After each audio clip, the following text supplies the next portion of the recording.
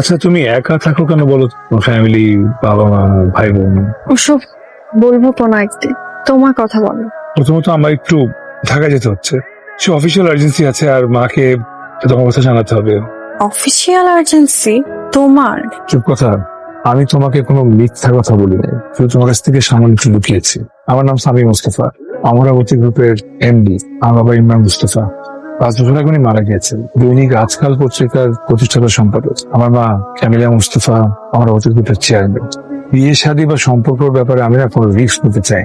সবাই কেমন জানি ম্যাটেরিয়ালিস্টিক, সারাক্ষণ শুধু টাকা পয়সার পেছনেই ছুটে। প্রতিটা সম্পর্ক কেমন যেন বিজনেস ডিল। আমি চেয়েছিলাম আমার ব্যাকগ্রাউন্ড না জেনে আমি সাধারণ মানুষ হিসেবে কেমন, শুধুমাত্র সেটা দেখে আমাকে পছন্দ করবে।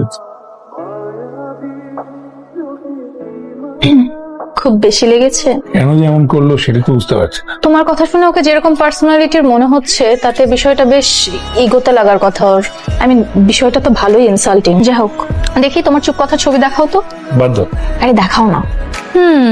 সাদামাটা লক্ষ্মী টাইপের একটা মেয়ে, middle class. Wait, Nicole? Yes she is. কিসের কি চুপ কথা?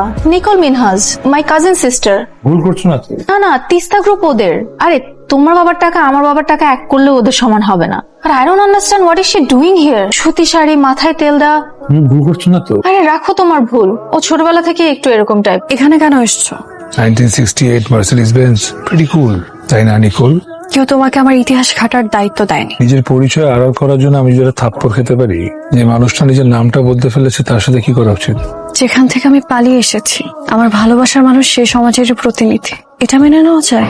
সেই তো টাকা পয়সা ধন দৌলত নিয়ে টানা হেঁচড়া মারামারি, লাইফলেস অসুস্থ মানুষ এক একজন। ওয়েট ওয়েট ওয়েট, নিজের হবু শ্বশুরকে নিয়ে আমি কোনো বাজে কথা বলতে চাই। ওনাকে আবার ওই ভূমিদস্যু টস্যু এগুলো আমি ডাকতে পারবো না। আমার বাবা একজন সাংবাদিক ছিল, নিজের পেশাতে সৎ পথ উনি সফল হয়েছে। আর আমি সামি মুস্তফা টুকটাক রেসিং করে মোটা অঙ্কের একটা টাকা ম্যাচ ফি হিসেবে পাই, সম্পূর্ণ ঘাম ঝরানো টাকা। মলম বিক্রেতার মতো নিজের আর নিজের কোম্পানির পাবলিসিটি করতে কে বলেছে তোমাকে? চলো গাড়িতে ওঠো। গাড়িতে উঠে কোথায় যাবো? তোমাকে নিয়ে ব্রিজ থেকে ছাপ দিব। Not a bad idea.